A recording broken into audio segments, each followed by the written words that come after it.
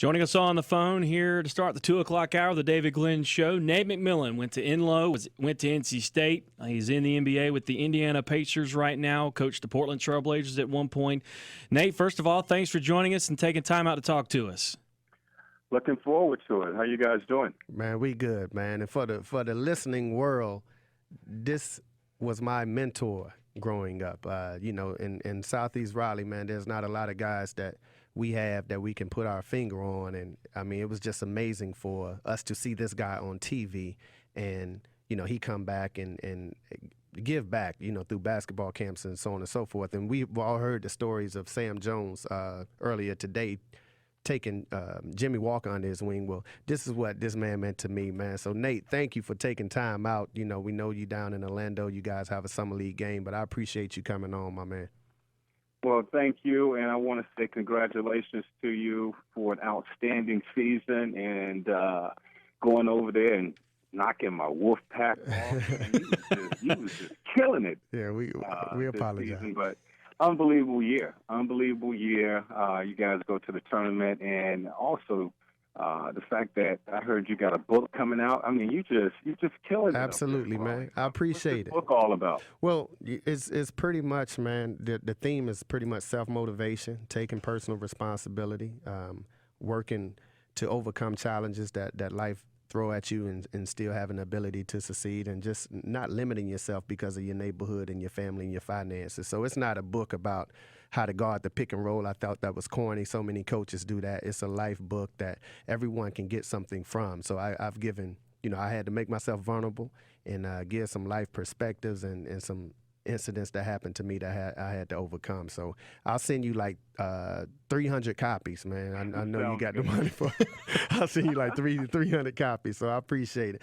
Nate, the first thing I want to ask you is that you had the opportunity to play under the legendary Jimmy V. And as players, we don't really understand the umbrella that we're under until we, translate into that coaching world. Now that you're a coach, how magnificent was it to play under him? Well, the one thing that I felt that Coach V didn't get credit for was his X and O, his game management. He was an unbelievable motivator. I just recall there were times in the locker room when Coach V would come in and he would speak to the team, and he really would have you on the edge of your seats, wow, ready to go, and you would do anything for him. He allowed you to play. You enjoyed playing for him. Very similar to Coach K. I had the opportunity to work with Coach K with the U.S. Olympic team for 7 years. And these guys are very similar in, the things that they do before their team even takes the floor. Right. The key thing for them is, really the first word or first sentence that they say to their team.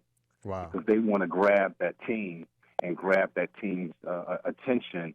So these guys were just incredible motivators, far as getting their team prepared to go out there and play. And Coach V, not only did he do a great job of motivating when they did win the championship, that strategy of fouling, starting to foul with about 4 or 5 minutes free throw in the defense. game. Yeah.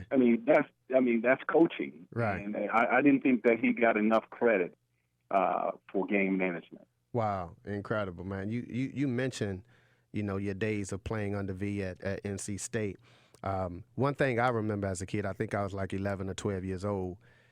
During that time, you guys were one step away in the Elite Eight during your career twice. And I just remember, I think you guys were up, and it was crazy because you were playing Kansas. If I'm not mistaken, it was in Kansas City. We were dominating Kansas. You were dominating Kansas, and Yeah. There were a couple of missed free throws. And then I just remember Danny Manning going on a spree. And that was the year, if I'm not mistaken, the year that Kansas won the championship. In hindsight, what would you change about that game, Nate? Well, we were dominating Kansas. It was in Kansas City.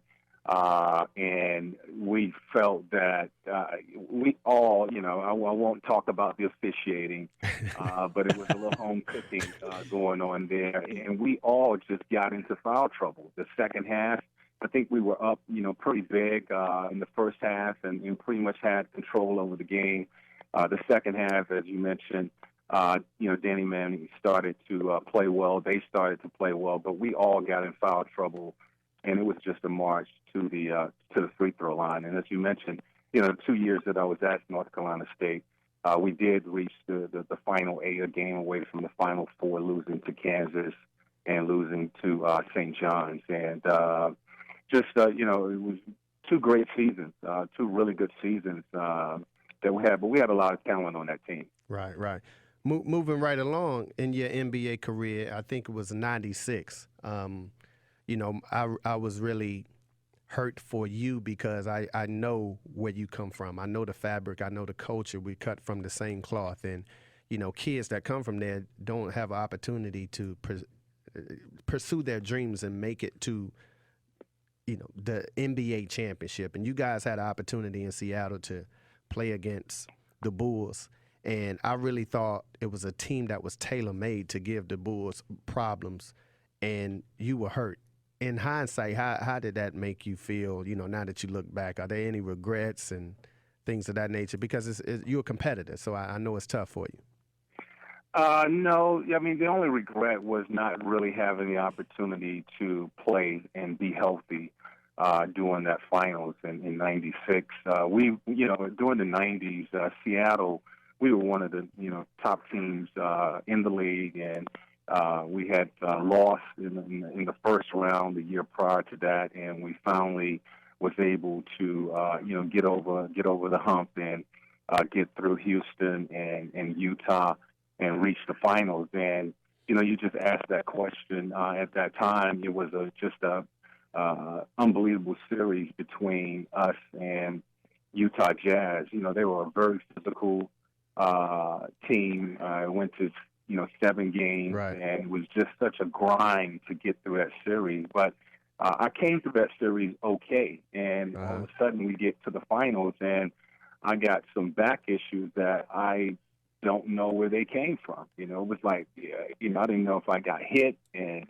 a few days later the spasms just came, but it was just unbelievable pain that I didn't recall, any type of hit to cause that pain, but the pain was so intense that the first 2 games I missed. I was able to play in the second 2, and then we ended up losing, 4-2 in that series. But I really felt, and I say this to people, and then people respond with, Michael would have just raised the level of his play too. But I just felt like we had such a dominating defense at that time, myself and Gary Payton and Vince Askew, Hawkins, all of those guys, that we could take a team out of what they wanted to do. And I was a big part of that. And when we didn't have all of our pieces, it was just it was difficult to stop Michael anyway. But pretty much Gary had to guard him on his own during that series. And, Michael just, as he did many times, raised his level of play, and they were able to win it. And that was a year that Michael actually retired, came back, and won it. Wow. Chris Hooks, play-by-play voice of the NCCU Sports Network, along with LeVelle Moton here on the David Glenn Show. We are joined over the phone by Nate McMillan. Nate, for me, this is not the first time Coach Moton has mentioned you. He actually was able to take us on a quick trip to Portland to see you guys practice and introduce you to the team and everything. For you, knowing Coach Moton as long as you have, for him to consider you a mentor, to see him succeeding, what does that mean to you? I love it. I'm just so happy for his success. It's no surprise to me. It's all about hard work. It's all about doing the right thing, and the right thing for that community. Down in Raleigh and Durham. I would really compare him to a legend who we just lost in that area, who, you know, does so many good things, not only for the university, but for the community, and that's Coach Harvey Hartley. Yep. You know, people like that who, you know, their best interest is their community and the people, you know, that they are working with and working for.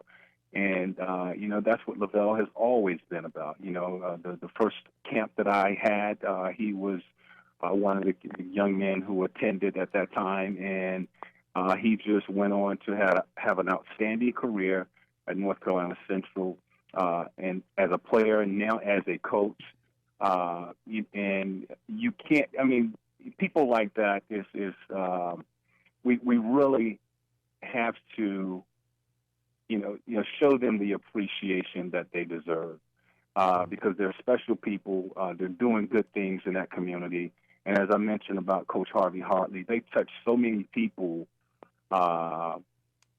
as they work their way up and through life, that a lot of times they don't see it, or they're not appreciated until they're gone. And you know, we need to really show the appreciation that this guy he deserves now, because he's done a great thing with the basketball program at North Carolina Central. He's doing great things for those young men in that community, and I'm just, you know, I'm say proud, but really happy for all the success that he's having. And again, it's no surprise to me, because he puts in the time, he puts in the work to make this happen. Man, I appreciate the kind words, man. I learned from the best. You big time. You big time. I've been fortunate enough to have a front row seat for it, Coach. So, for me, I certainly agree with you is what he's done to this program. When he took over in March of 2009, I knew at that point that this NCCU men's basketball program was going on the right path. Oh man, I appreciate that, man. You know, and one of the other things is you like real people, and there's no BS there. Nope. You know, what you see is what you're going to get. Yeah. And his players know that, they respect that. He knows that the players and the people know that he has your back. You know, this book that he has that is coming out, I would love to read it, because he's done his homework. Over the years, we've talked many a times, and he's always trying to learn and improve and better himself. And he has a lot of friends. I know he has picked the brains of every coach that he has been able to come in contact with, you know, from Coach K to, you know, football coach. It doesn't make a difference. Yep. He's always trying to improve himself so that he can improve his team and his community. Coach McMillan, this is Hayes Permar, producer of the David Glenn Show here, and I grew up a Raleigh guy and went to Broughton High School, and a lot is made of the players who played at Broughton, like Pistol Pete Maravich and Shavlik Randolph and others. But I got to wonder, if there was a debate as to the best basketball player ever to come out of Inlow High School, where would it come down between, and don't let me leave anyone out, because we've got LeVelle Moton, Nate McMillan, Duke's Randy Denton, P.J. Tucker, I know would want to throw his name in there, Chris Wilcox. Yeah. So where would you want to be on that starting five, or would you rather coach that five in a Broughton Inlow alumni game there, Coach? I think LeVelle. I mean, there's some great players that came out of Inlow. I mean, you have to. I mean, Tony Warren.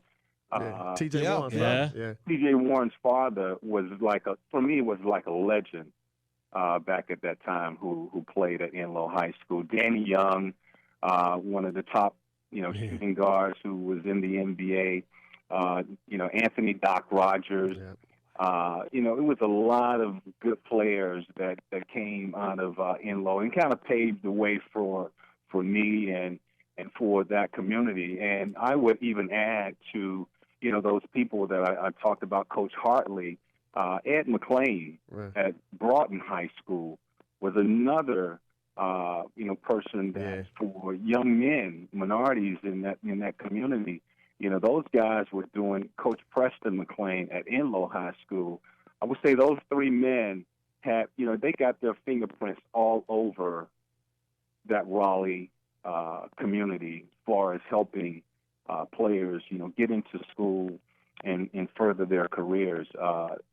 So the top five players at Inlow, Hey, me and LeVelle got to be on the court. Oh, yeah, we got to be out there doing something. Man. I'll be the center. I'm the power forward. Hey, we got 10. I know we got a legit 10 that could go up against, Pistol Pete and all of those guys, Billy Williams and all those guys who were great players, back in the day at Broughton High School. That's good. Probably the last question, Nate, I want to ask you is something we've been talking about here, and I think you've handled it perfectly. We've been talking about AAU, and we've been talking about how basketball has become so cynical, and what's become lost is the principals and parents just wanting their kids to go pro and all that hoopla. I think the relationship between you and Jamel has been phenomenal. Can you explain, I think we got 45 seconds. Can you explain how, as a parent and a former NBA basketball player, how you tried to just steer him in the right direction without pushing too far and putting your principles and beliefs on him making it to the NBA and to him and let him do it at his own speed? Well, to be real quick on that, first thing is he had to be a student athlete. Right. That was the key. And, we put him in good programs where the coaches taught the game. It was about the kids and not so much, trying to, get to the league or get into college. I would just say that David West is down in Raleigh, in that Raleigh area, and he has AAU programs. And I know what he is about. And, he's about teaching these kids. He's about the education. A lot of our guys who have come from that area in the last few years, Warren is one of them. David has kind of mentored those guys. Right. David West has a high basketball IQ. He cares about the kids. He's not out here for any attention on himself. It's all about improving those kids.